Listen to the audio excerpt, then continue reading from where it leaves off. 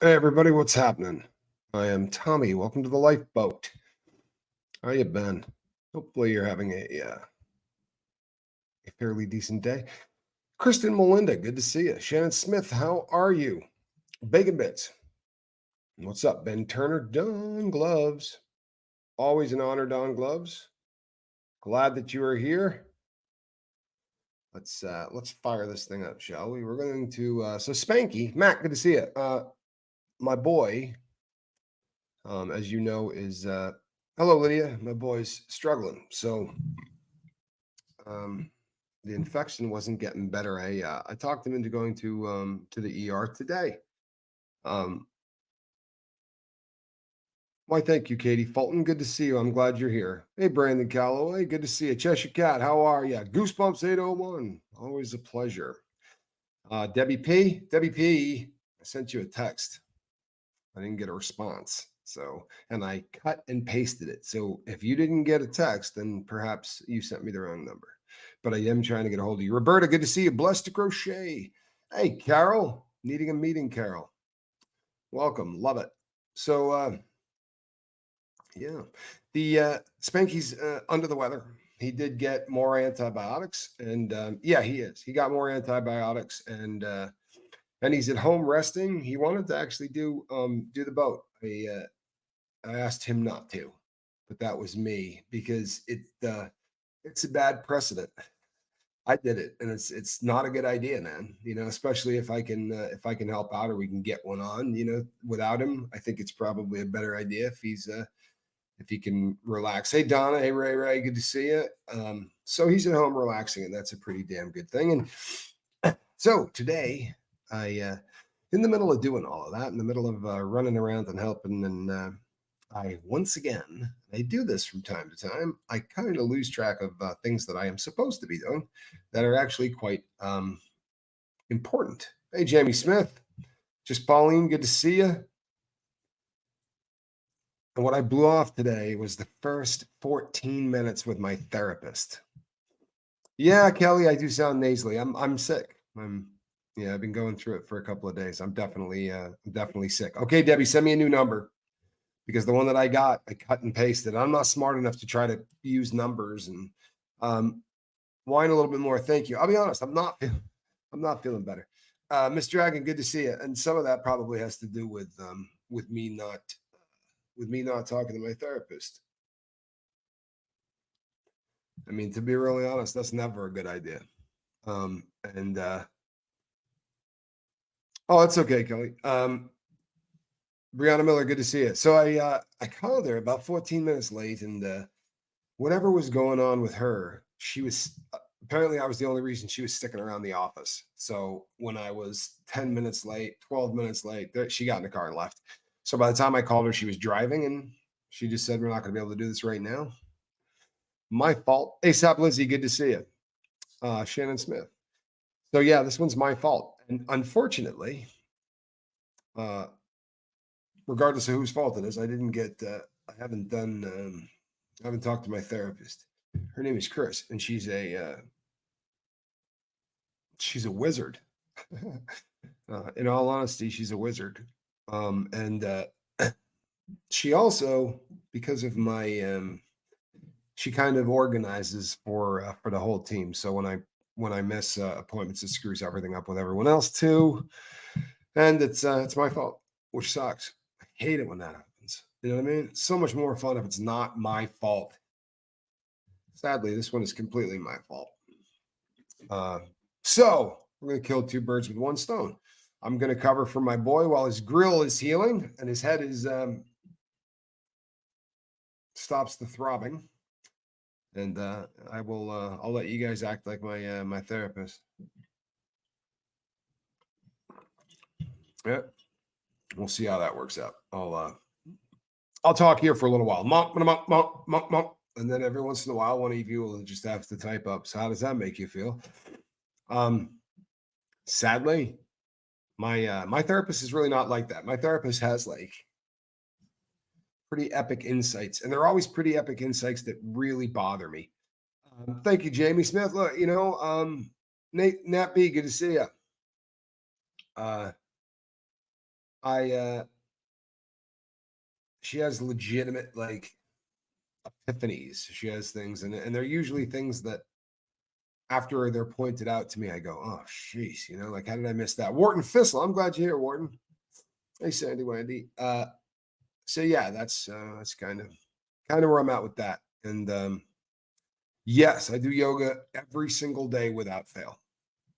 I do not do yoga. That's something. It's when I talk about a routine, that's if you're new to the boat, one of the things that I beat the crap out of. Hey, Naomi, and the reason I do is because this routine, right? In prison, you call it programming, but it's the same thing you do over and over and over again, right? You meet a convict inside, and as they describe to you, usually, somebody comes in from another prison and you'll go, "How was it?" And they'll go, "I had a great program," right? And usually what that means is, "Hey, Bunny, no, I'm not. Sorry. Uh, Body illusion, good to see you." What that usually means is that they had a routine going that was burning through time like this. And usually, uh, those kind of routines make staying sober easy, for real.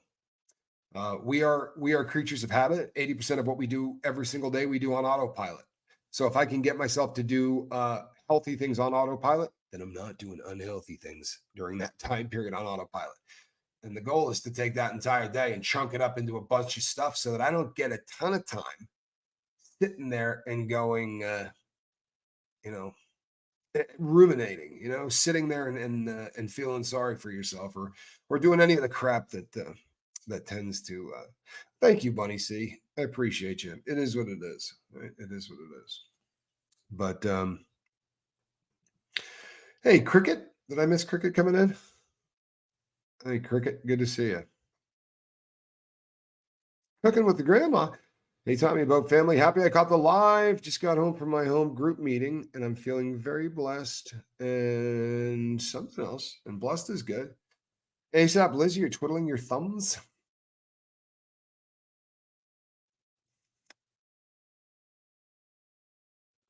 Yeah.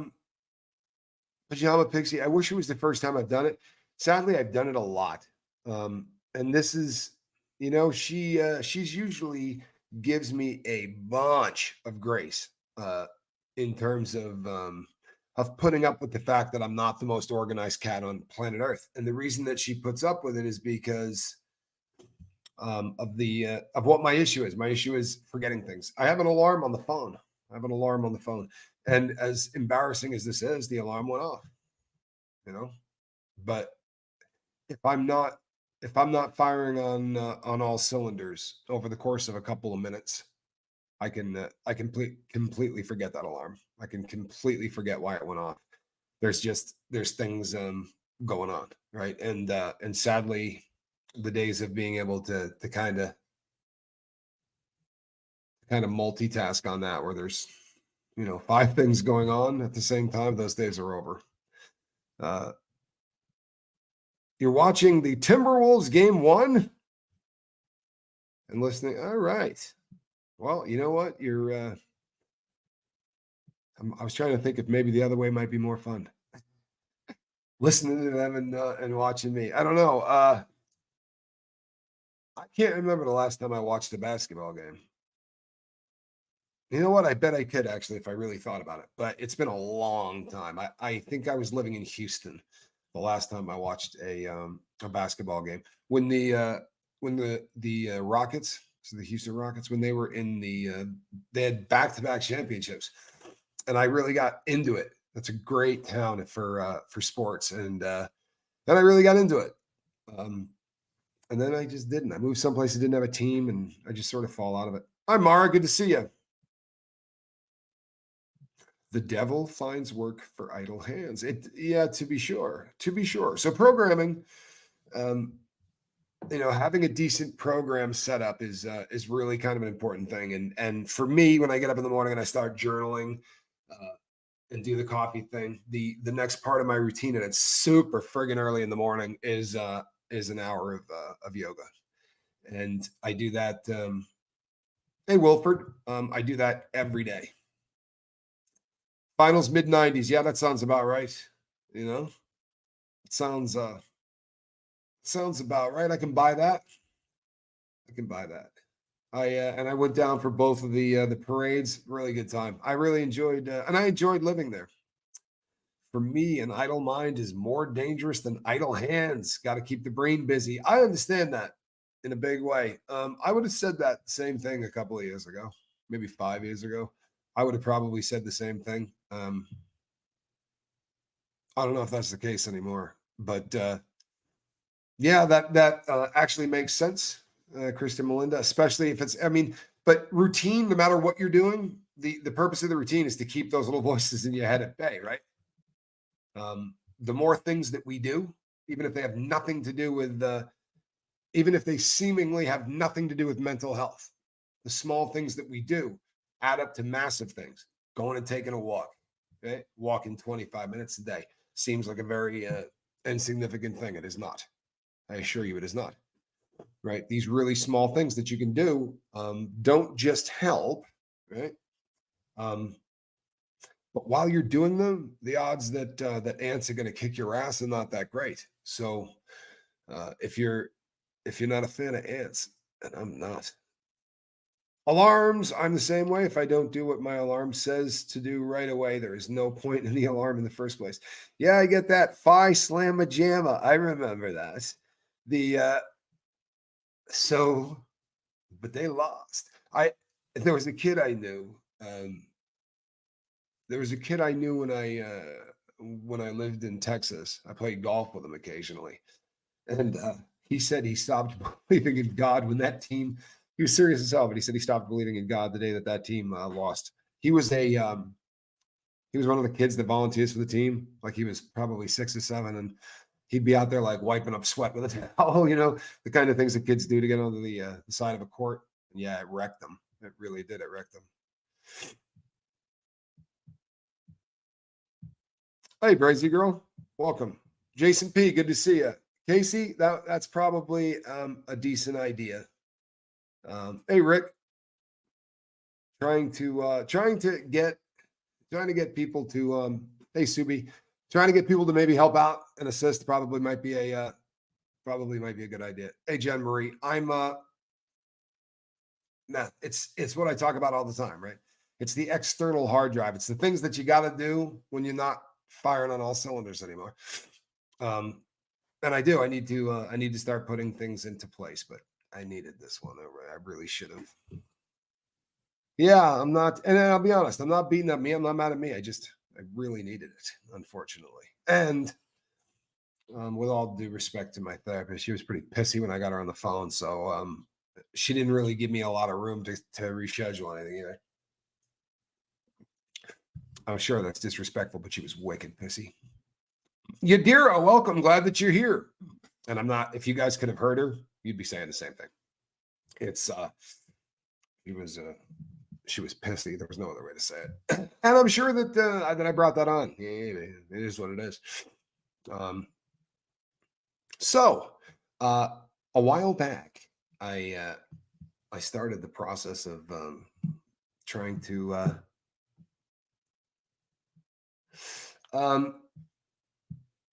that's an interesting question, Miss Sunrise Dawn. I am not sure. If your therapist is comfortable being pissy with you, you must have worked with her for a long time. I have been working with my therapist forever. I've been working with my therapist for a really, really long time. And I'll tell you something else.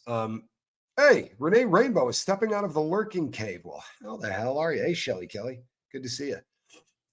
Yeah, I think Charlie, for those who do not know, Charlie's occupation, this is Charlie the Rockstar Murphy, but Charlie goes and has to transport things. And it's, he transports dead folk.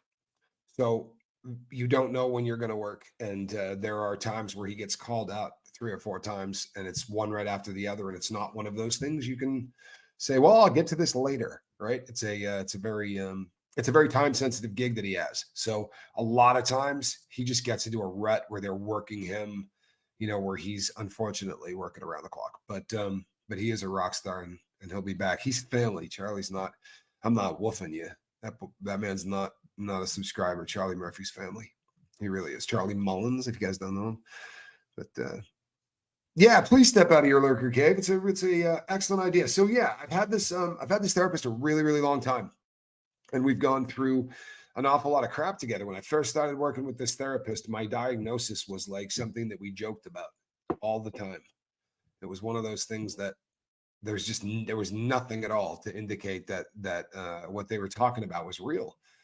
And so she's been with me through thick and thin. And in the beginning, I was able to get the feds to pay for it, which was lovely. But even so, she's in the state that I moved from before I moved to Tucson. But I continue to just do it with her over the telephone or through a like a Skype or a video visit, because she's just. I don't know that I could start from scratch. There was a woman on the boat a while back that I used to talk to all the time. She lived in another country, and she had the same therapist for like 19 years. And I mean, working with her often and a lot, right? It was really kind of a, sorry. I don't know what a shaken heart is. I don't know what a shaken heart is. Kelly? They can possibly help if you need to get clean. What is can I mention Shaken Hearts? Oh, is Shaken Hearts the name of a facility or something? Oh, I don't care. If it's someplace that's helping people get sober, I don't care. Yeah, knock yourself out. Yeah, I don't care. That's all good. Yeah, she's a bit of a wizard. She has certainly kept me firing on all cylinders. And as hello, tenaciously Tina, as I started to progress through this and I started to do worse, she's just been fantastic. Hey, Matrix Rabbit, she's been fantastic at setting up things to make it so that I can keep doing what I'm doing. Honestly, things like this, coming on and talking to people and hanging out. It's I do really love doing this. I don't when I feel like I'm not there. If therapist is pissy today, talk to her tomorrow. Well, that's fairly solid advice, because she definitely is. But we've known each other that long. She'll if you have a therapist for 3 or 4 years, you tend to build a different kind of a relationship. She calls me on things. She's someone who will go bullshit. if she thinks I'm like if I'm not owning up to something, or I'm not I'm being dishonest to myself, she'll call me on it. So how does that make you feel? It's honestly, I always felt like I won the lottery when I got this person. Therapists, you really got to have a good one. If you've oh, Matrix is in the hospital, might be out tomorrow. Oh no, what happened to Matrix Rabbit? I'm really sorry to hear that. That's yeah, I really it got deleted.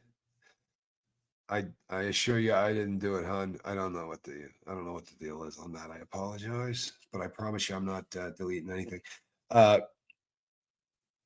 Mom, no hands. If you can find a therapist that works, you should lock onto them and never let them go. I am a oh, okay. Thank you. He's having a heart cath installed tomorrow, and he gave me permission to talk about it. Thank you. Yeah, big prayers for him. You know what, Miss Dragon? I don't blame you. Miss Dragon says I've never been to a therapist, just not my thing. It wasn't mine at all, but I am a wreck. I'm not somebody that I don't know how to pay to put it, but I'm not I need that. I'm not somebody that could function without it. And it's just a part of my for me, it's a part of my coping mechanism. It's as important as journaling. It's as important as working out or doing yoga or anything like that. To me, it is anyway. But I've burned through them, people. I cannot begin to tell you how many I burned through. Just there was a lot of them that didn't work out. And that's not their fault, right? But if you do not jive with the person that you have to tell all of your sort of stuff inside your brain to, it's never going to work. Nat B says it took me years to finally get one, and I wish I had done it sooner. If I really try not to think of that thought, that is a thought that can keep me up at night. I'm not kidding. It's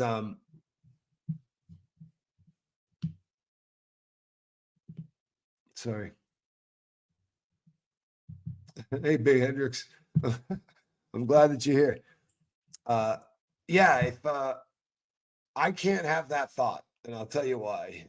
Um, I start going down the rabbit hole of where the hell would I be right now if I had started it at 22, right, or 23. The difference between me and the next person, though, I always tell people that I think therapy is fantastic. There are people for whom it is a very difficult thing, and there are people who are so for whom it is just such there's no chance in hell it's ever going to work.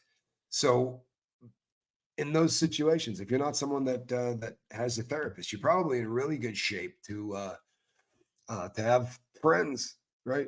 Connections. I say all the time, the reason therapists are so friggin' important today is because nobody connects with one another. Johnny Scoville, how are you, man? Here's my brother. Good to see you, Johnny. Funny stories today, I could tell, Johnny. Really funny stuff today. But yeah, I'm glad you're here, Johnny. That's Kelly. I think for me, it's so essential. And again, I have a ton of connection, but I'm also damaged goods. you know, I don't want to drag Space Diesel. Good to see you. I'm not trying to. I was never trying to take the lifeboat and turn it into my personal therapy session. I do it. It's inevitable. Everybody does it. Everybody does it. You can't not do it, right? But it's never really what I wanted to do because it's not really the nature of the channel. It goes not really at all what we were here for. Uh, Yeah, you know what? ASAP Lizzie says many take themselves to the emergency room and intentionally put themselves under a 72-hour hold. If you're on the brink, it's the only way. I know of people that have done this. I know people that have done this. In fact, I know a dude for whom this is also standard operating procedure.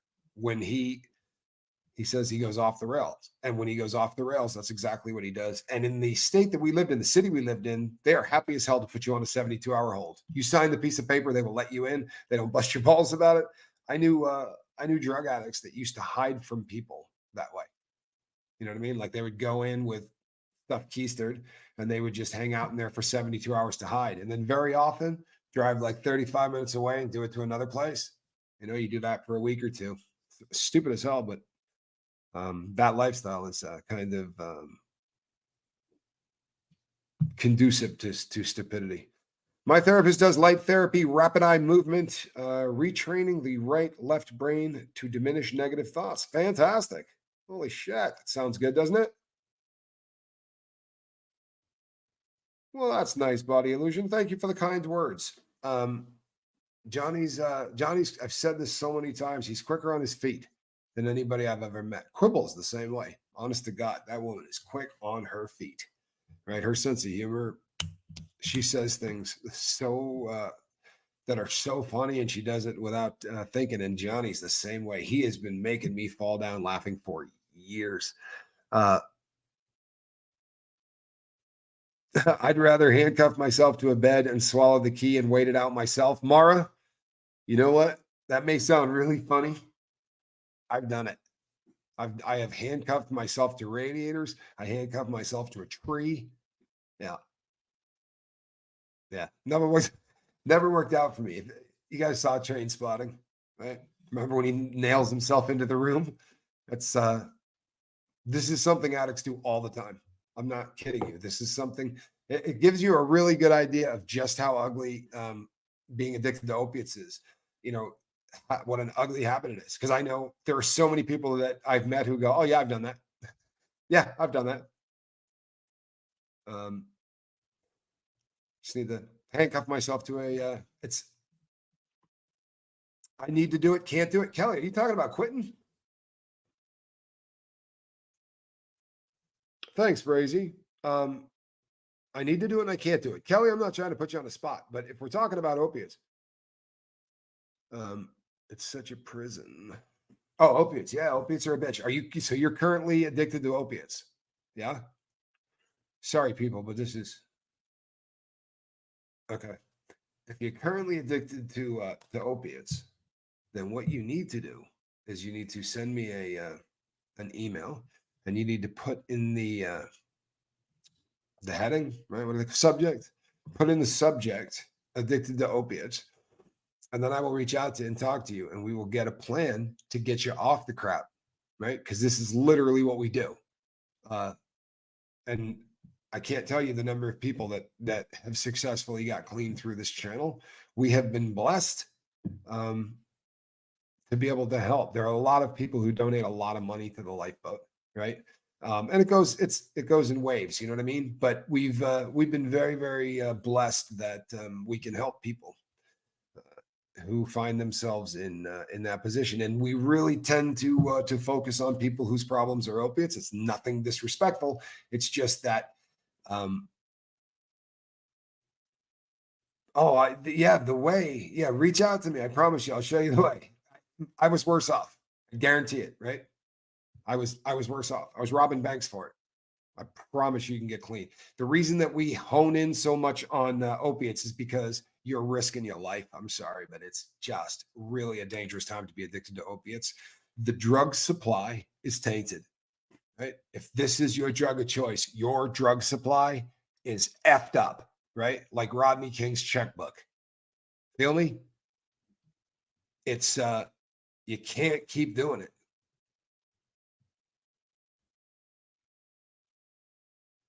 You know what, Damien? If you know that, right, then it's exactly what you got to do, right? You kind of just have to work your way until you find somebody that meshes with you. Well, I don't want you to, Kelly. The number of people that we've lost already, right here from this channel, it's it's painful. It really is. Nat B says street stuff is scary stuff. Yeah, it is. It is, and sadly, the it's getting worse. Right, it really is. And uh, I I've had conversations with people who were crew members on this channel who said to me, "I promise you, bro, my dealer. I've known this guy 20 years. He's like, if the supplies, anytime there's anything, he always tells me, hey, you need to be really careful, whatever." Was literally the last conversation I had with dude. The next time I heard from anybody, they told me that we had lost him to an overdose. It's I'm glad that you don't, but it's really bad. It's everywhere, Kelly. So just reach out, please, please, because on the bright side, it also happens to be it happens to be the addiction that we're uh, that we're probably the best equipped to handle as a world currently, right? This is a fortunately medical assisted treatment has done some pretty cool things, right? And there's a bunch of different options. It's not just Suboxone now. There's a or methadone, right? There's a crap load of different options for people who are suffering through opiate addiction. And Johnny Scoville and I have been Johnny's writing a book, and he'll reach out to me, and we talk about things from the past, and it's terrifying, right, to realize how long I continued to stick needles in my arms because I was afraid of getting sick. I mean, honestly, it's the fear of the kick. It's the fear of what's going to happen when the dope is out of your system that keeps you doing it. And I'm here to tell you, it's a better world, such a better world with it out of your system. And I know that doesn't sound like it could be possible because I didn't believe that for decades. But I'm telling you, it is a better world when you got no dope in your system. Yeah. Debbie P, seems doctors have zero problem with us dying too. Sadly,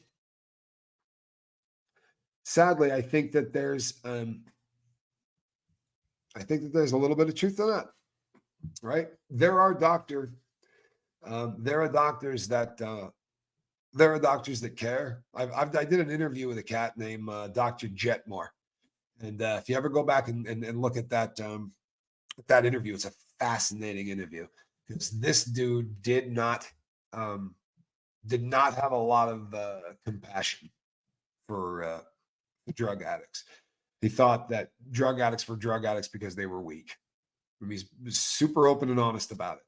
And after being hired to work with specifically with opiate addicts and watching what happens when these people can eliminate the need to get the drug, that's probably the most important part, believe it or not, right? If you eliminate the need to get the drug, if you do not have to spend 4 hours waiting in a parking lot, right, to make sure that you get well, if you don't have to go through the time that it takes to steal, fence it, do whatever it is you're doing to get dope, when all that gets wiped out, you got a lot of time on your hands. You got a lot of time on your hands. And if at that moment somebody can step in and show you a couple of coping mechanisms that you probably aren't good at.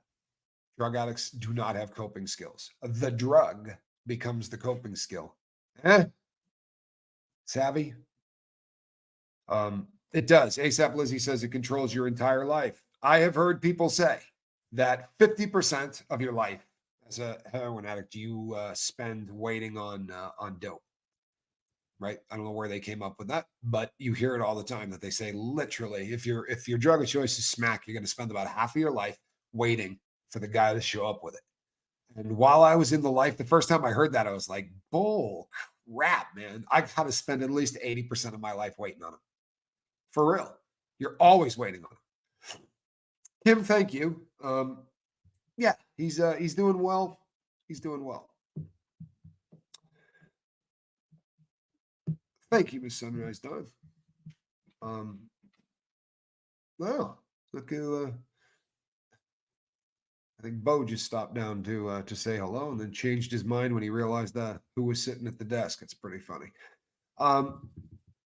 Hey Kenneth, thank you for kind words. I read something earlier from you and I didn't respond to it, but thank you for your kind words, man. I really appreciate it. Thank you, Kelly. Please do. So when Dr. Jetmore started to eliminate the need for these people to have to commit crimes, to have to wait in parking lots for 5-6 hours a day, he watched unusual things happen. He watched these people that he thought were weak get jobs, right? Become successful, find, love, get married, become a stone cold square, right?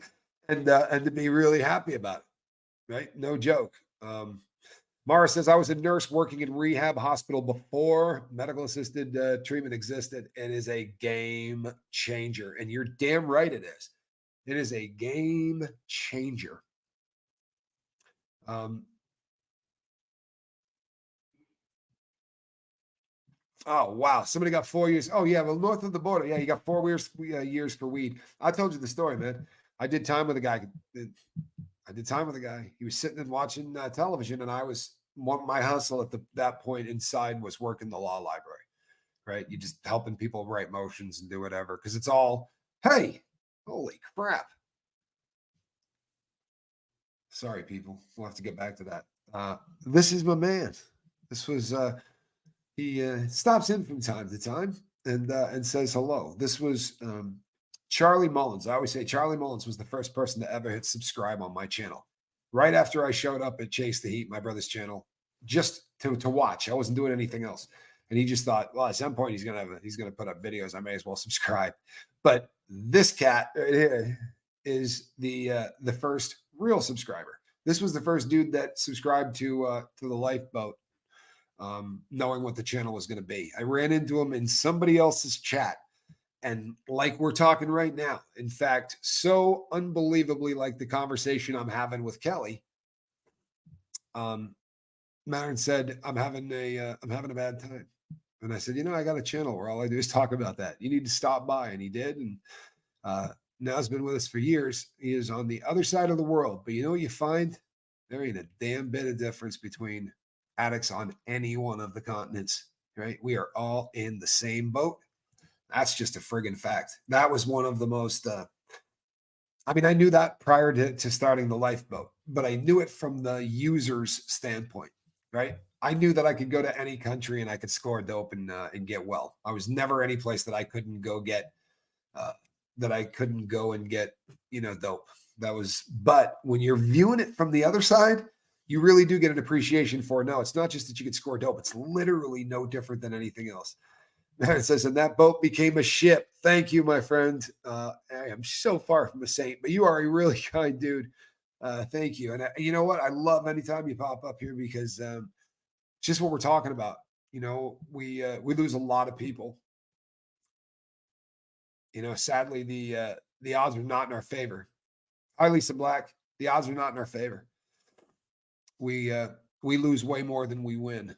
And it's really fantastic when people pop back and say, "Hey, doing all right. I'm still out there. Look at that. Right? Still clean. 1.5 years now. You know what? This is a good night for that, bro. I needed that. I'm not playing either. I'm glad you're here. That is so cool, man. Uh, you should." And Mara says that ship's going to be a fleet. You know what? There's a lot of truth to that. There's a lot of really great creators um, that are creating ripples. There are a lot of people out there that are putting up content that is bringing people together for real. They're bringing people together in for connection in a very serious and a very real way. And it's honestly, it's probably the coolest thing that could possibly come from anything that ever happened with the boat. More people. I've always been that dude. You know what I mean? Like I remember people complaining that people are now doing the same thing I'm doing. Other content creators that do different things. They said, yeah, half your fans turn into other content creators. I said, God, please let that happen. Let half of my friggin' audience turn into content creators who are telling people that they can live a better life. Let that happen. God, please. And let them all be bigger than the boat. For real. Absolutely for real. Let them all be bigger than the boat. That would be the absolutely coolest thing of all time. I could never be happier. Yeah, you know something? Such a cool thing. He says, I'm just amazed every time when I check in, I see the same names attending. Therapy works, people. Talk it off and free your mind from the things that are troubling you. From the other side of the world, rather, right? We are all the same, especially if you unfortunately happen to have the same disease that I have. It really does. It really does make brothers and sisters out of people who are not likely to run into each other other ways. But I have made friendships through this fashion that have been epic. That have been these are now the most important people in my life, right? Literally, the most important people in my life, all of them, I met this way. That's a pretty cool thing. Very, very cool thing. And I've been blessed that, you know what, they're all over the friggin' world, which is great. I was so you guys know I have another channel I do with my partner, and we're really new. So I spend a lot more time looking at analytics because once the thing's on autopilot, you kind of worry about it a lot less. But in the beginning, you spend a lot of time looking at analytics, and less than 65% of the audience of our views came from the U.S., which means we've got a huge audience that that are overseas. A ton of our views come from there, and it's all the same audience, right? So we have a lot of people outside the U.S. I think that is so exciting to me. It really is. It's always such a buzz when somebody's ringing in from a different country. It just is.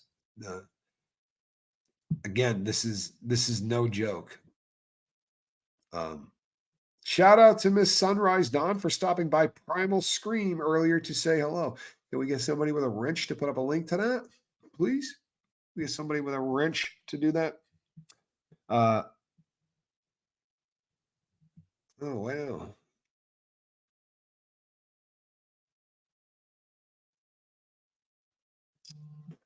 That sucks. For you, I'm not mad at you, but that sucks because I know exactly what that feels like. I really do, man. Just lied to my very best friend. I couldn't bear to tell him that I effed up so badly last weekend. Glad you guys are here. Sierra Terry, I love you. You know that, right? Love you. I really love you. I'm not just saying that. I'm not just throwing that out there. But I got to tell you something because this is kind of a big deal, right? This is kind of a big deal because this is the story of my life right here in a nutshell, right? This is the first 46 years of my life. It starts with that one, and you go, you know what? I can't tell the person, I effed up so badly. I'm the shame that, is going to keep me from doing that. It is a domino that starts a process that does not end well ever, sadly, ever. Right? I'm gonna go out on a limb and say that they probably would be more bummed out at the prospect that you couldn't tell them the truth than whatever you did last weekend. I've had to make phone calls to people and say stuff like, "Hey, I just got picked up for bank robbery," you know, or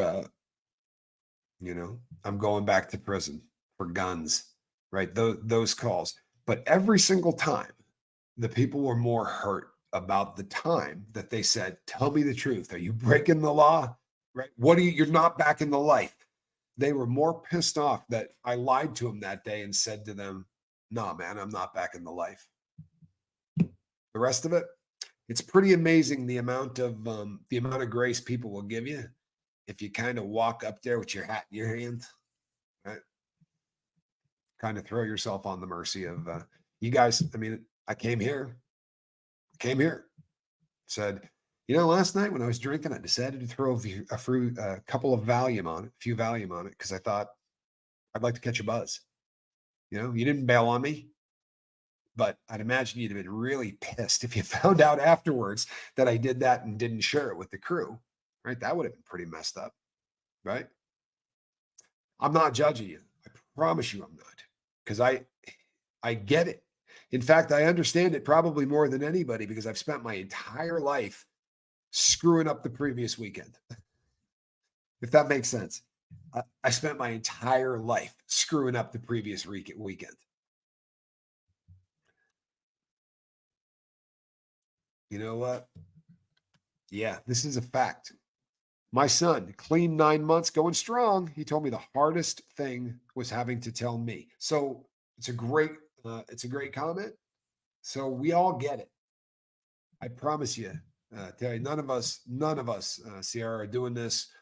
No one is saying anything out of judgment. I promise you, right? No friggin' judgment. I get it.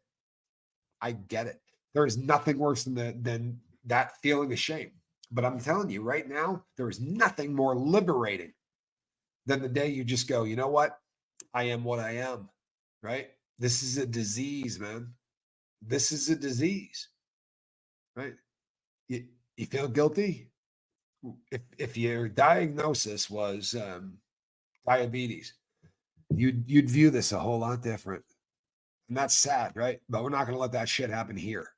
If you want to, other places can do that, but here we're not going to let you feel any shame because all of us are like this, right? What you did, I promise, pales in comparison to the crap I've done. I promise you, right? Sierra Terry says, "Thanks, Tommy. I'm sure you're right. I'm crying and driving right now. Just left his house." You could always bang a U-turn, right? Um, hey, Anita Card, thank you. I'm struggling, but I'm here. I am here. Yeah, Sierra Terry, you could blow a U-turn if you're feeling saucy, right? If you came back to my door and you said, "Hey, I'm ashamed because of what I've done," I promise you, I'd give you a hug. People get it, Our disease is a bitch. It is. Somebody wrote to me last night and said, this isn't a disease. I don't argue anymore, people. I don't argue anymore, right? Sky, it's blue, right? This is a disease. It's just literally absolutely nothing, right? But proof. We know this. Yeah, do the 8 minutes for sure, right? Good point too. Knock out that 8 minutes. Let's get your head back to where it needs to be, right? But it really is. The diabetes analogy is right on. It's still a struggle with choices, right? And sense of shame if I make bad choices. Absolutely. It's the exact same. This is why the example is so rich, right? Because here's the deal. The deal is both people are born with a predisposition to a disease. One of those has the disease of diabetes and the other has the disease of addiction. If they switched, right? And the guy that was supposed to get addicted to opiates, just started eating a ton.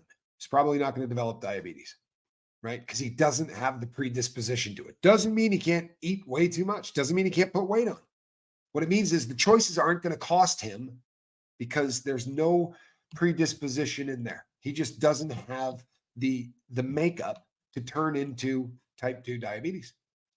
Now, the guy drinking like a fish can have the same thing happen to him. If he does not have that, it doesn't mean you can't drink too much. Doesn't mean you can't make an ass of yourself, right? Doesn't mean you can't drink till you pass out. What it means is that if somebody can separate you from that for about 5 or 6 days, you're not going to have the drawback that everybody else does. Everybody else who has the disease, right? It requires that that you make the choice. And the choice is absolutely correct, ASAP. The choice is yours isn't always the case. Now, maybe for the first one, right? But honestly, and I'm not judging a damn person on this earth. I swear to you, I'm not. However, if somebody had sat me down at 14 and said, here's what's going to happen. You have a disease. I don't know if it would have made a shit bit of difference. I might have gone hard to the paint, but we'll never know. Right? We'll never know. Now, I had a really long discussion about 200 times with my kids concerning opiate addiction. Neither of them ever got addicted to opiates, right? My son got addicted to alcohol. Wish I had had a much longer talk with him about that. And he had problems with other drugs, but he got clean. Proud of him, man.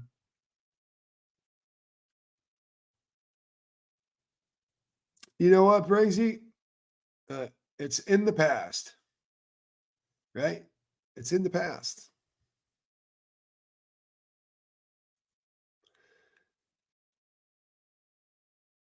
So let's put it there. I I'll let's you know what? It is the place, right? It is the place. The reason that so the other night you were having a bad night, right? When you're having a bad night and you really feel like I need attention and I kind of need it now. It's not this is a very, very this is an addict behavior, right? All of us. We want it all and we want it now. It's our defining characteristic is the inability to wait, right? If you could wait for the situation to get better, but we can't. So we'll take a drug to make us feel better before we have to wait, right? We're not good at waiting. We suck at it. And on the and I was probably hypersensitive because I'm dangerously low on therapy. And if I was mean, Brazy, I'm really sorry because I have never had any. I'm not harboring any ill will. I think I had a handle on honestly on what was going on, and I was not upset with you. I really wasn't. You may not believe that, but I'm telling you the truth. I love you, and I'm glad that you're here. I mean it. I really do mean it. I still haven't told my mom I have a problem. I'm scared too because she's super conservative Mormon with bipolar disorder. I love her, but she scares me. Now, I will say this, and I've said before, right? Um, yeah, it's a situation where It's frightening, right? Brianna, the last thing you want to do is set your mom off. But you feel like maybe you're being dishonest, right? You feel like maybe you're not really working the program. You're not really getting healthy because you feel like you're lying about this, right? Okay. Write her a good long letter, right? Get it all out. Feel good about yourself. But it sounds to me like you'd be walking into a buzz saw, right? Sounds to me like you'd be walking into a buzz saw. If somebody's religious views you feel are going to put you into a situation where I promise they're not going to say, hey, it's the disease, let's talk about the disease concept, let's talk about a malfunctioning reward center of the brain and things of that nature. If they're a person who's just going to call you a friggin' weakling, then telling them there's no benefit to it. There's not. I have a feeling like when I was talking to my friend Sarah Terry, I don't think her friend was that kind of person. It's her best friend. I have a feeling her best friend is probably going to be a little different than a judgmental mom from a with a bipolar disorder. But that's me.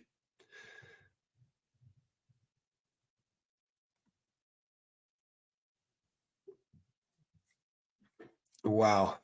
Kim Roy says, dealing with my stepson showing up on my doorstep running from dealers, but won't tell me who or how much. I'm not an addict. So hard to say.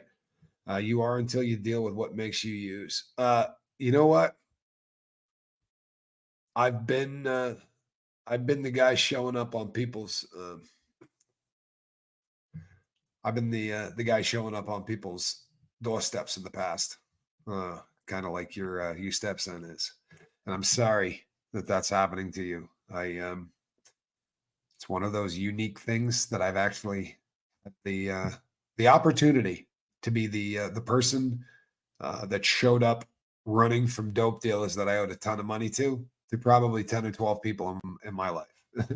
But I've had a bunch show up since then, right? People who show up and ask for help.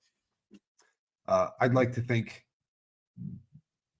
that I don't make any of those people feel really bad about themselves in the process. They don't need any help. I've never met a drug addict that needed to feel shittier about who they were. It just doesn't make any sense to me. Brazy, that honesty right there is huge. To be honest, I don't know how to stop the nightcap when it numbs everything and makes you feel good yet depressed. Okay, it's Brazy. I completely get where you're coming from, right? I honestly completely get where you're coming from because I went to sleep with a nightcap. By the way, I called it a nightcap. I went to sleep with a nightcap for 30 years, and I missed a couple of dozen, usually when I was incarcerated. Uh, the reason that the reason that I did it was exactly what yours is, right? It numbed everything and it made me feel good. Now, for me, it took the depression away until the morning, right? When the morning rolled around, I felt like a loser. But I wouldn't even go home if I didn't have that nightcap. It was a needle, didn't come in a glass, but I wouldn't stop. I was going to go until that nightcap was a necessity. I didn't have to leave one for the morning.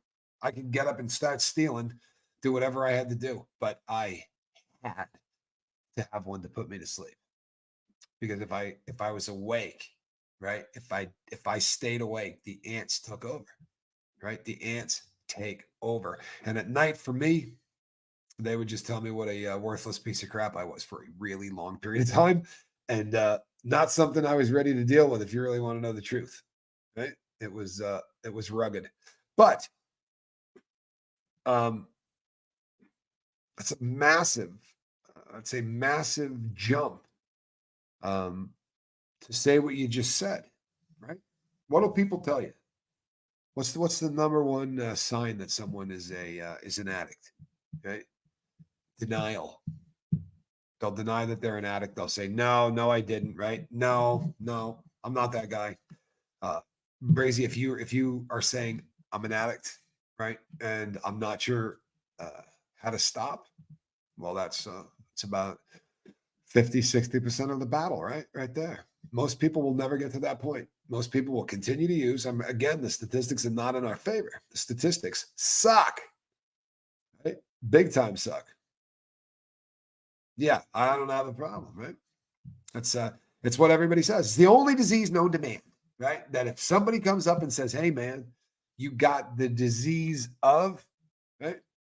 Finish that with any other disease. Hey, man, you got the disease of cancer. You don't go, screw you, and go to your room, right? You fly to the hospital as fast as you damn can.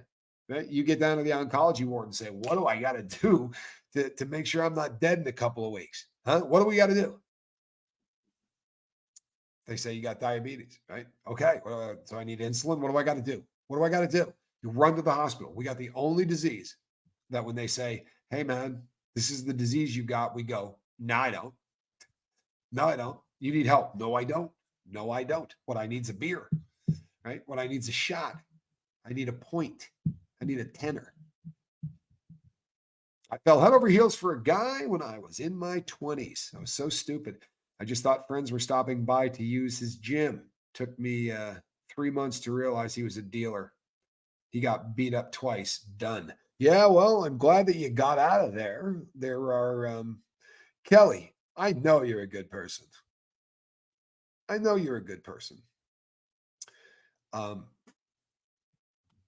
and I understand, why you would say that, right? Let me see if I can, let me back this up a bit.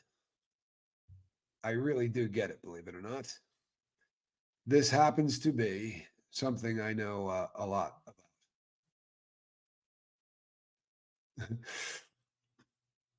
um, oh, I'm that person, but I don't steal, lie, or do anything like that.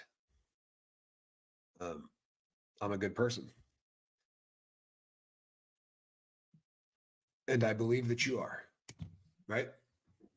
I really believe that you are, and I believe that the only thing that's between you and success, right, is the step. It's that moment where you go, "I'm going to do this," right? I'm more worried about spending the rest of my life like this than I am. I'm more worried about living like this than I am living without it. That's really when every heroin addict gets clean.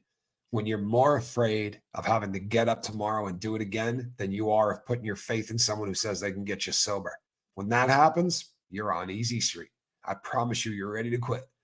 But that's usually what it takes. Now, I will also say this to anybody out there, right, who may be like me.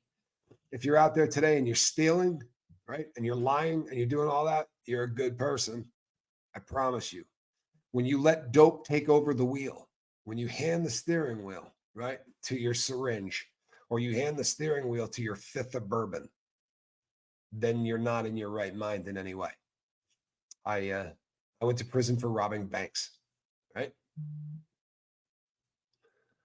I am proud of you for being off half of your benzos, Brazy, more than you could possibly imagine, because benzos are a very difficult drug to get off. I could not be prouder of you. I mean that, right? No, it's the trouble though is that when you mix alcohol with benzos, right? Everybody listening, when you mix benzos and alcohol, right? For all intents and purposes, you are increasing the amount of each that you do, right? The 1 + 1 = 3. You guys have all heard this. Take a beer and a Valium, and 1 + 1 doesn't equal 2. So it didn't multiply the drug by 2. It multiplied the drug strength by 3, right? Uh, Kelly, yeah. What are you sorry about? No, no, no, no. Listen, people, I'm not, that didn't, I didn't say that, Kelly, because you hurt my feelings, because you didn't at all. Good people normally are not thought of to be people that steal or people that do whatever. I did things that certainly did not make me look like a good person. And that does not hurt my feelings in the slightest. It doesn't. That wasn't me. It really wasn't. But honestly, I'm really concerned. Crazy. I'm really concerned about the mixing of benzos and booze, because this is we've lost people this way already. It's a very dangerous combination. The reason it's such a dangerous combination is because both of these drugs are heavy duty respiratory depressants. You understand? Slows down your breathing. That doesn't mean that you're going to suffocate because you're breathing. What it means is you get so chilled out. You've all heard people that, all of those people that have sleep apnea, where you hear them go, right? Okay, you'll just be so damn relaxed that won't happen. That's literally what kills people. They sit there on the couch and they go, instead of making that noise, they just go to sleep and they don't come back. Shannon Smith says, my friend unalived himself with Xanax and alcohol. Happens all the time. It happens all the time. It is a very dangerous combination. And I'm not saying that to be a dick. I'm saying that because I do not want to put on a tie for you, man. I do not want to put on a tie for you. Benzos are horrible for your liver. There's a lot of truth to that. That is a drug that has to go through your liver. It is 100 times worse if you're drinking on it. It is 100 times worse. It's just really a lot of burden to put on your liver every day, right? Both of those drugs have to go through the liver, especially alcohol, right? It's a poison. You realize what gives you a buzz is you're being poisoned. Alcohol is not, it's a really rugged drug. It really is. If you study the thing, there is nothing on earth, right? If you need to dry something out, I mean, dry it out to the point where no moisture can be in there at all. Like after working on watch parts or whatever, if you're not sure about it, you dunk it in alcohol because it's going to get rid of moisture. It's going to dry up. It sucks moisture out of everything. Nothing dries you out like alcohol. It will do that in every cell of your body. Really, really ugly stuff. Hey, Matrix Rabbit. Glad that you're here. We were saying a little prayer for you earlier.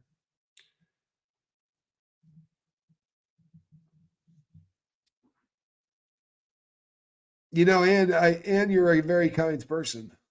You really are. And I'll tell you something, people. I'm talking to everybody. I promise you. I'm talking even if you're not a drug addict, because it's that we're all in that same boat thing. At this point on planet Earth, we don't have any friggin' normies. We don't. Everybody is spending way too much time doing something, and they're doing it for dopamine. I promise. So any way you shake it, the normies are gone. This thing, how much time are you spending on it, right? You take food, you take gaming, you take the phone, you take social media, and you ain't finding anybody, right? You'll find a couple of people that have just completely sworn off technology or whatever.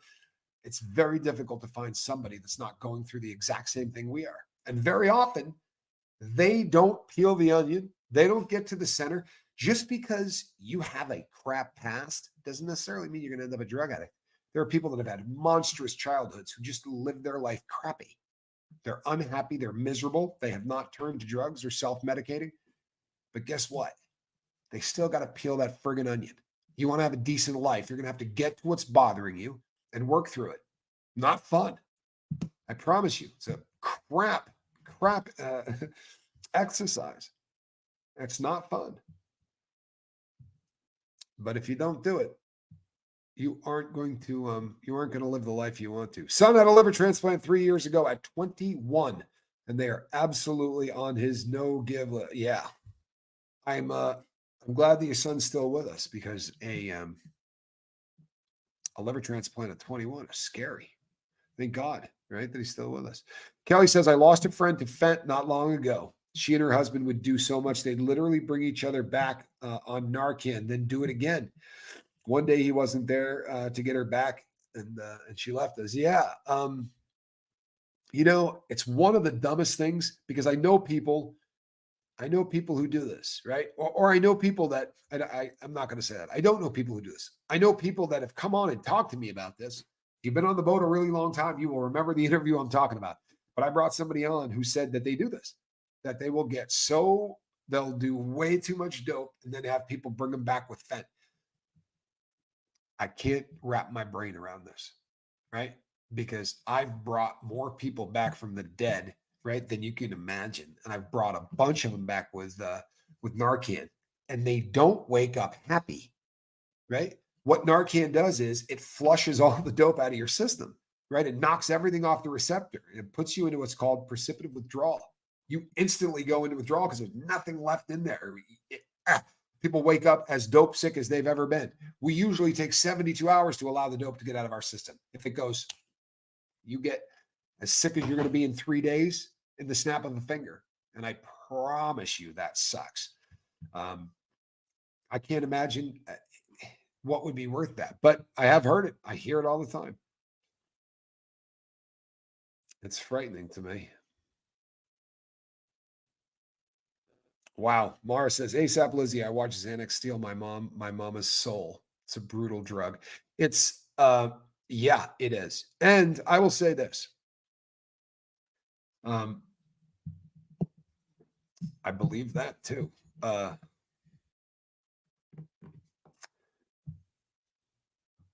sorry. Yeah, Shannon Smith says sends into withdrawal and pissed. I mean, usually they swing at you. When they come back out of it, they're usually ready to punch you. It's not, yeah, they're playing Russian roulette to be sure. Brady says, Tommy, my hubby, stays up to check my breathing. He doesn't sleep because of me. Well, he sounds like a really loving husband.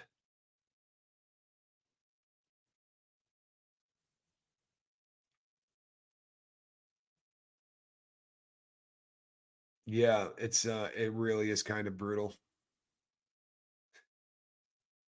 Matrix Rabbit says, I quit drinking over 20 years ago and I have pancreatitis. I'm so sorry. I really am. I hope that you're going to be getting everything that you need, right? Getting taken care of.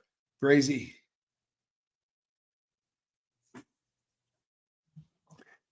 I really appreciate the honesty and the honesty in front of the entire world, right? For real. It takes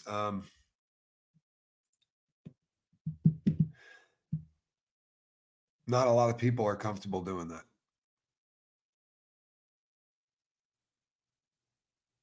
You know, but with that kind of courage, right? You're kind of letting the entire world listen to this, which is courageous. But it kind of leaves me in a spot too where I kind of gotta respond. And I love you, Brazy. I really do. You know you stop breathing, right? So we're having a conversation here at this point about whether or not you're going to continue to stay with us.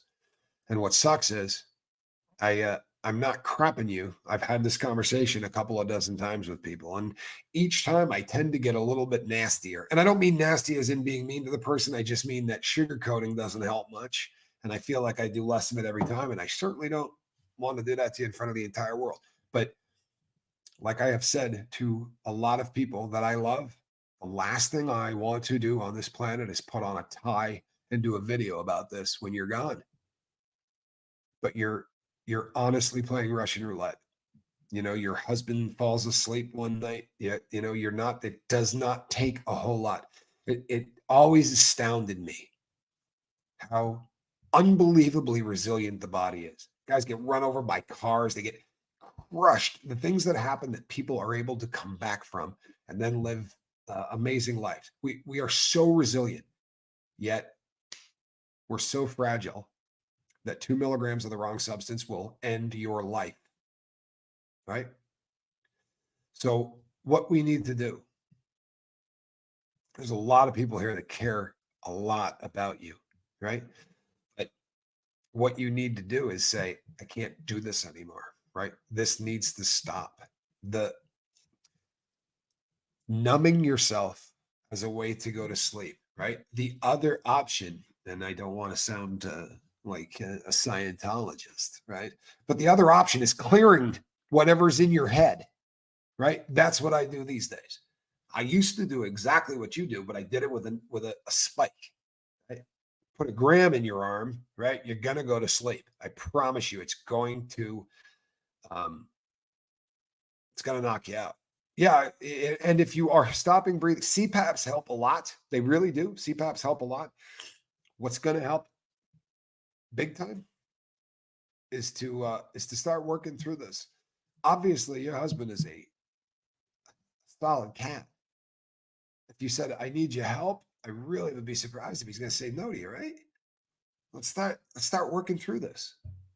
Please. Please.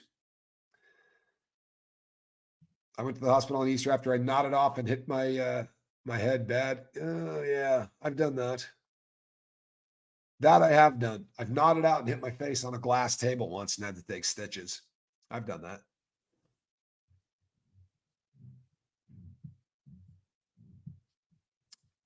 Neely makes a solid point. He says, if you're here, Brazy, you know what you have to do. Take the first step. Call the person with a car to drive you to detox. The word detox is kind of essential here, Brazy. I want you to listen to me really carefully. I know you're listening.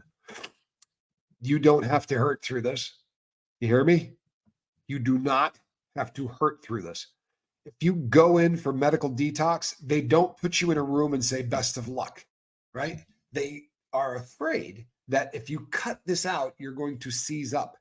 So what they're going to do is very often they will put you into almost a drug stupor for about the first 4 to 7 days. And when they bring you back out of that, it's almost like I don't know what the right word for it is, but it's yes, detox from benzos is very tricky. Matrix Rabbit is spot on. This ain't something you can do alone. Hear me? You're not doing this alone. If you're mixing alcohol and you're mixing benzos, cold turkey off of them will kill you. I promise you it will. Right? That's seizures waiting to happen. This is about the most dangerous combo you could be on, and then quit cold turkey. There isn't anything worse. So you need a doctor. That's a good thing, not a bad thing. You also happen to be on a medication that they can get you through the detox part of this without you going into pain. Right? Now, uh, the mental pain, you got a lot of people here that care for you. I'd be more than happy to work with you. I really would. But the step really is, right? The go-to on this is to say, right, I need detox. I need detox, and bring in medical professionals. Where's Mara? Right? There's not much that there's never really any time when a doctor is worth more to you than when you're trying to detox. I mean, you talk about people that can really hook you up. Mara, am I right? Am I right? Yes, body illusion. That's a good way to put it. It's a partially induced drug coma. That's really what it is. They wake you up, let you take a leak, go to the bathroom, right? You don't remember doing it, I promise. I've done this multiple times. Yeah, rehab is expensive. She's also north of the border. She's not in the United States of America. She's in Canada. So we're talking a little bit different. That said, money isn't going to keep anybody from getting clean. I promise.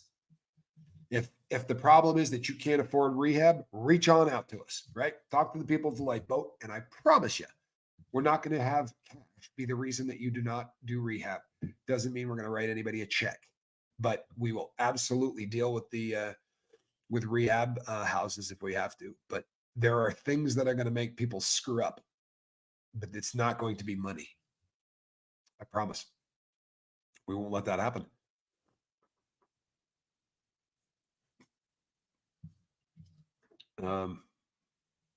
Yeah, and there's a lot of people here who are begging you, imploring you to take that step. Uh, you know, right? There's no denial in you at all. So it's actually a beautiful thing, right? You don't have a stitch of denial in you. You know exactly what you have to do. All the things that we're saying, preaching to the choir, you know as much as we do exactly what has to happen. You already said it, right? So we're pulling for you in a big way. See this? This is thoughts and prayers. And My prayers, you're gonna say to your husband, I need detox, and he's gonna help you get there. Sorry, people.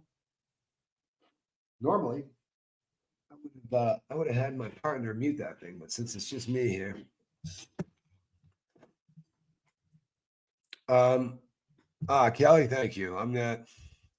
You know what I am? I'm a dude that I'm a dude that spent a lot of his life in withdrawal. That's what I am. I'm a dude that spent a grip of time in my life kicking. Right, knowing what it feels like when the dope isn't there. That's the story of the opiate addict. Right, it's not just a hey, I want to get high. It's a hey, I'm sick if I don't have this, and I get that. It's some people, I think, when they come out of that fog, feel the need to run back into that fog to see if there's people still in there.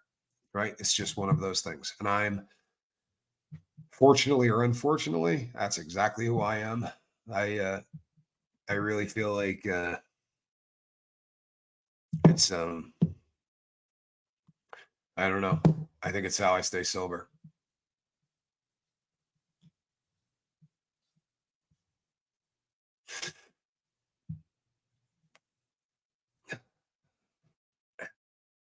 God bless you, Brazy. I'm going to keep you in my thoughts and prayers, girl.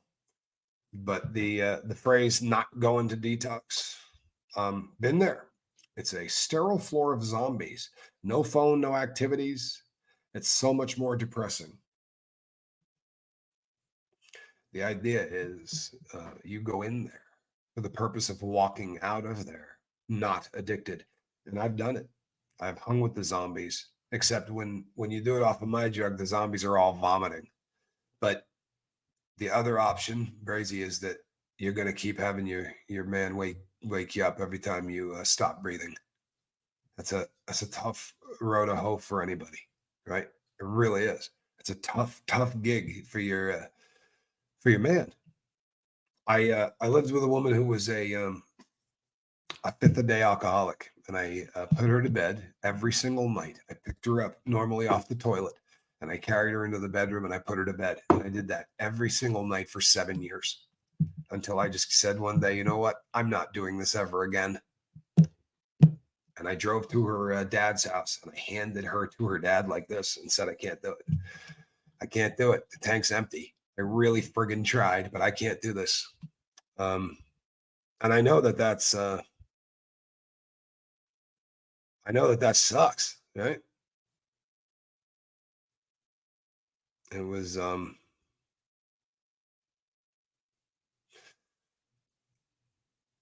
yeah, no, that's an interesting question, and said respectfully, more depressing than what, Brazy? More depressing than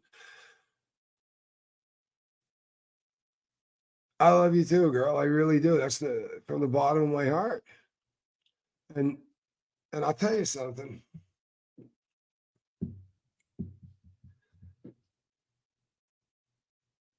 Yeah,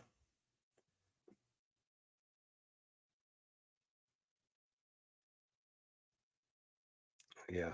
It's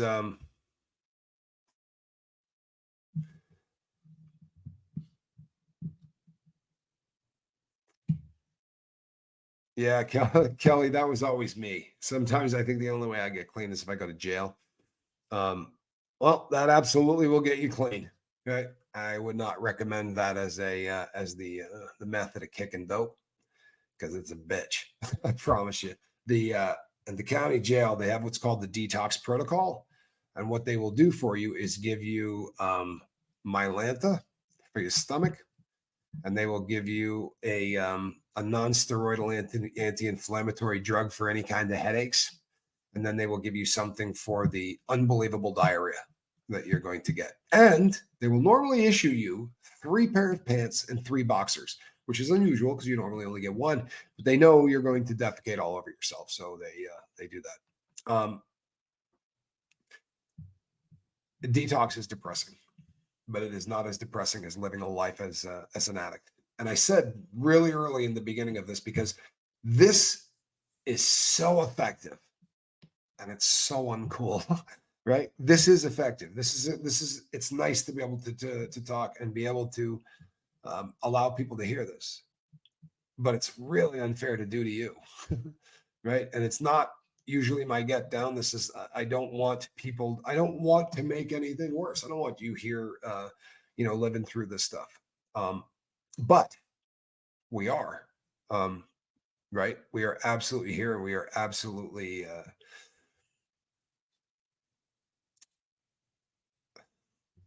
yeah. It's a very difficult thing to kick benzos and alcohol alone. I am never, ever going to tell anybody to do that here. Neither of those substances. Do not quit them alone. If it were heroin, I tell junkies all the time, tough it out, bro. For real. You can go that route. I've done it. Almost every junkie's done it once or twice. Get yourself in a room, get a bucket, do what you do. You can tough it out. Can't do that with alcohol. Can't do that with benzos. You quit cold turkey, and the odds are pretty damn likely that you're going to have seizures, right? What has happened is your body now needs this poison every day in order to survive, literally. So if you cut the thing off cold turkey, the body goes into seizures. And very often when it does, it unalives you. So this one is ugly.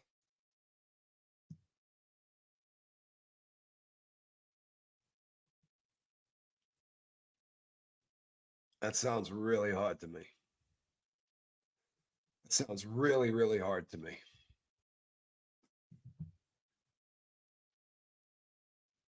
Thank you, Kristen Melinda. It's it's funny as hell, but thank you. I'll get there. 3 gorgeous kids. Don't do drugs or alcohol. Don't swear. I've kept 90% of my issues secret. They think I'm a fantastic mom while I struggle secretly. It's that's a tough gig, isn't it? It's a tough gig. I'll bet you're a hell of a mom. I don't doubt that for a second, right? One doesn't necessarily negate the other, right? There are people that love their kids and are still addicts. It doesn't, those things don't necessarily have to be mutually exclusive. However, the um, the problem with the lifestyle is secretly, right, tends to mean that we're being dishonest to everybody in our life, and that will leave a hole in places that you don't need it to, right? Usually around the soul area. I'm sorry, but it's rugged as hell to live a life of lies. I did it for so long. As an addict, you got to lie to everybody, right? It sounds like your husband's completely aware of everything that's going on. You have somebody. It's such an incredible bonus for you, right? You got somebody that's willing to not sleep to make sure you're all right. Holy shit. Bonus. I would ask that man for help. He obviously loves the hell out of you, right? You got through 3 kids. He's been sticking around a really long time, not being disrespectful. I made 7 years, man.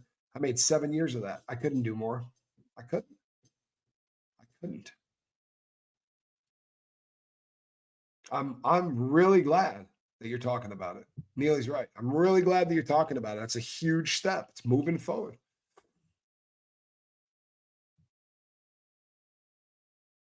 Sorry.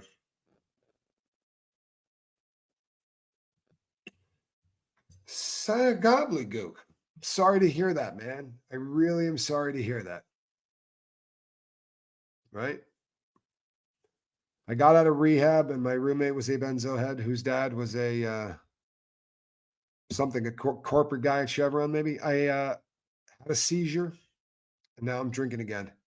Gabapentin, it says I need to stop. It's so hard. It is. It is. Right? If you go into a residential treatment program, right, and you do a 30-day program, or you do a 60-day program, or you do a 90-day program, you don't get much above 20% success rate. Now, they can lie to you about this really easily, because if they call me and said, what is the success rate with the people you work with? I can't tell you the people that I work with, right? I would never tell you the name of anybody that I work with. So how could you call anybody to back up anything that I say? And if I had a license to be doing this at a rehab facility, HIPAA laws are pretty friggin' strict. So they can come in and ask you statistics, but they're usually BS, right? They can usually say just about anything they want, and you'll hear some incredible claims. But independent study will tell you that it doesn't matter how you do it. If you do it, if you go and you take the step and you're going to do it inpatient or outpatient or with group therapy, however, if you make the decision, hey, I'm going to quit, 20% make it. That number gets way more depressing with opiates. It is the statistics are so ugly with opiates. I don't say them here. They are ugly. You know what? Thank the lifeboat. By the way, that's all of you. Right? That's not. She's not talking to me. For the freedom, no secret here. Thank you all, Tommy and crew. Yes, your husband's a saint. He sounds like one, and that's a really good thing, man. That really is, right?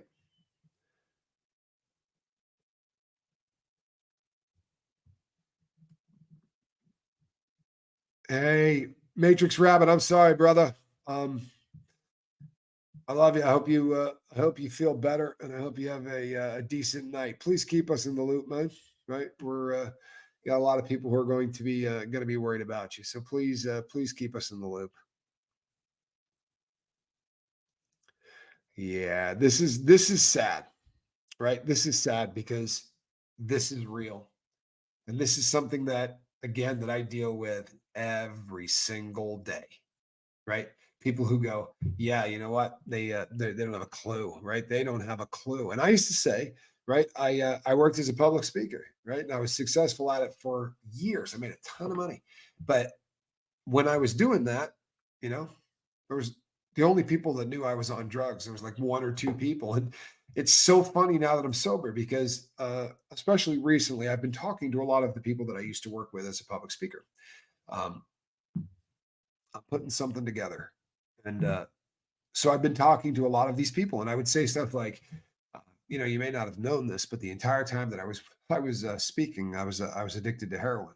And I'm not kidding you, 9 out of 10 times they go, "Are you shitting me?" I didn't know. Everybody in the world knew. Everybody knew. He's like if you brought up your name, people would go, "Dude was talented, right? But he's a junkie. He's great, but he might not show up. If he shows up, his numbers will be better than yours. But there's a good chance he might not show up because if there's no dope, he ain't going on stage." And that's happened. 50, $60,000 worth of advertising and nobody on stage. I'm not going out there sick. Wasn't going to happen. Wasn't going to happen. Sad, right?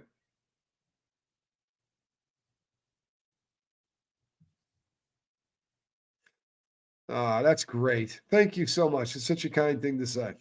It really is, and I'm glad that you found the home here. I have too, you know, and I was there are people, as I was saying earlier, for whom they stay sober, right, by working the 12th step of narcotics or Alcoholics Anonymous, having had a spiritual awakening, right, a spiritual awakening, having figured out that it sucks ass to be a drug addict and it's a hell of a lot nicer to be sober, right? When that really kicks in and you really fully understand that, you have a need to take that message to other people. I wouldn't wish that on anybody. I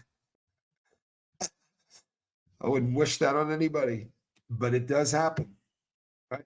It absolutely happens. Um, some people are built to be firefighters. It's not enough to get out of the burning building. You have to go back in and get people out. That's how some people stay clean, I think.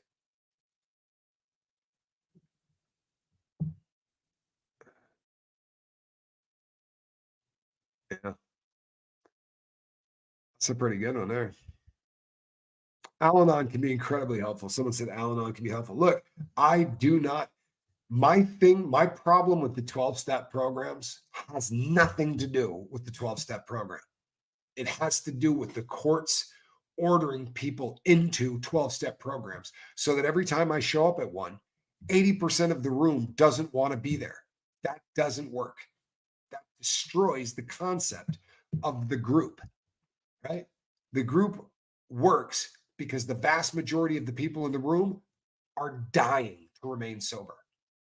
They have destroyed Narcotics Anonymous by sending every swinging you know what that gets sentenced to anything. They force them to go do 90 meetings in 90 days, 120 meetings in 120 days, 30 meetings in 30 days. I got out of prison this last time. I've told this story so many times, you guys got to be sick of it. But my probation officer said, "You're going to go. You're going to give me 90 meetings in 90 days." I went, "No chance in hell. You can take me back." He said, "Yeah, if you're trying to call my bluff, I will take you back." I said, "I'm not bluffing.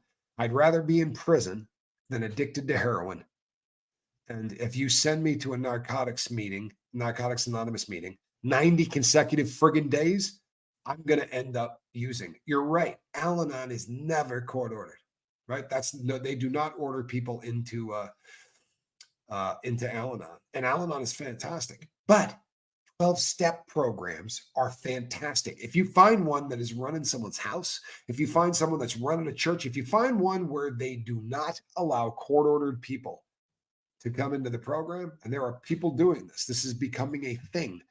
Home groups, small groups. I understand that's not very nice to the entire world, but I also understand why the hell they're doing it, right?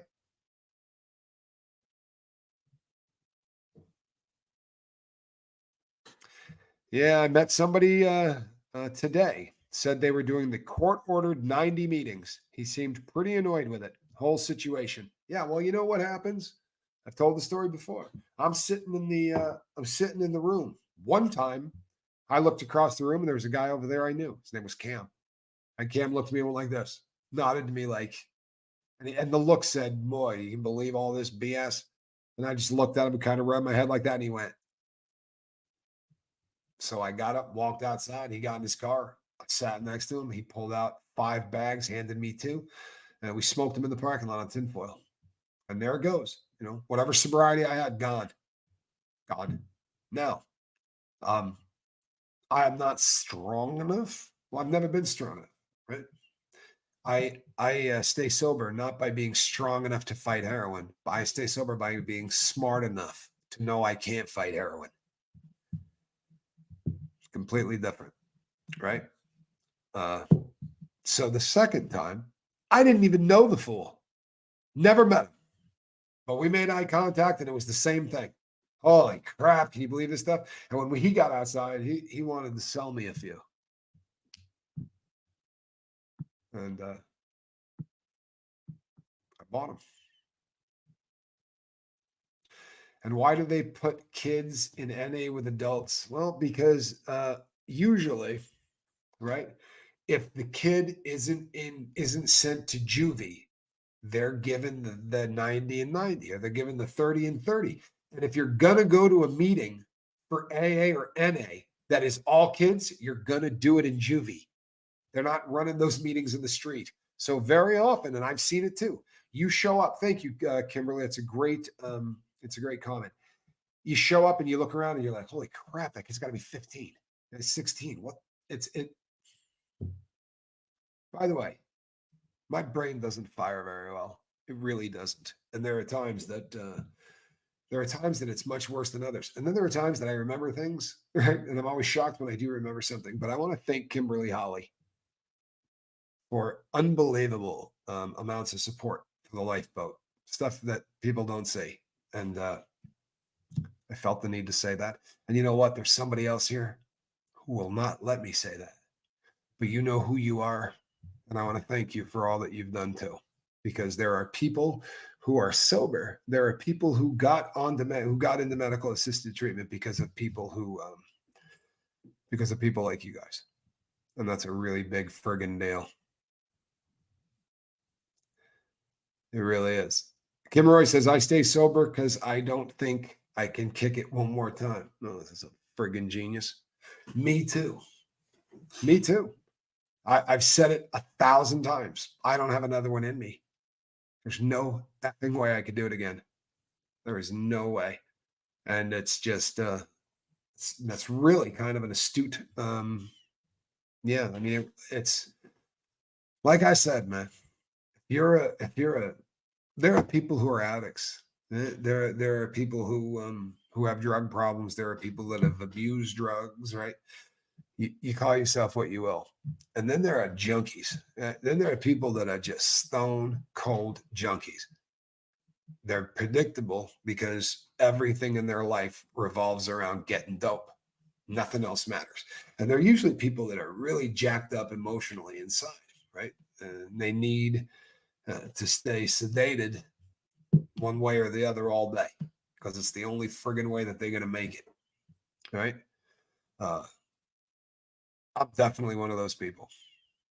I was a stone cold dope fiend. And I have found, after not only being one for a really long time, but also working with a bunch of them who will say, I'm a dope fiend, like a stone cold dope fiend. I'm a junkie, right?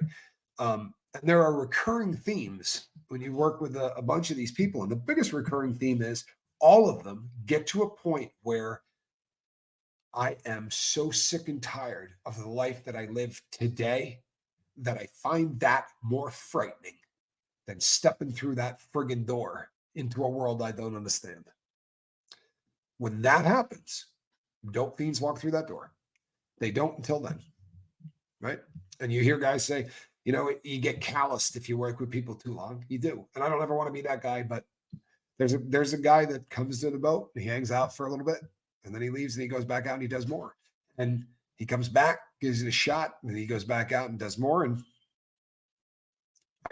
I hurt for him because I know what he's going through. But my mind says he ain't done enough dope yet. He's got more he's got to do. Breaks my friggin' heart, right? Because people die during that process now. But he just hasn't done enough dope. And until you've done enough dope, then you're just gonna keep doing it. I guarantee you, people, when I say this, I guarantee you, I've done millions of dollars worth of heroin. I mean, the amount of money I spent on it, it was nonstop for years and years and years. And it was the only thing that was important. It's the reason that I worked. It's the reason that I did everything I did. There was no such thing as money to me. Money was completely irrelevant. Money was something that you traded for drugs. That was it. It was worthless. Couldn't get you well, right? No. To me, it was everything in life. It's sad, but it's true. All right, peeps. My friend Casey said earlier, do you feel better after hanging out and talking to us all? And I kind of do. Hey, Sandy. Sick and tired of feeling sick and tired. Alcohol and kratom. Let's hang out for a little bit longer. Sandy? Kratom, as you well know, works on the mu receptor. That's the same receptor that I play with, right? That's the same one that I tickled for 30 years. So kratom is a bitch. You're going to have physical withdrawals from that. That's just kind of the way it goes. And hey, Tampa Bay, I'm glad you're here. I love Tampa Bay.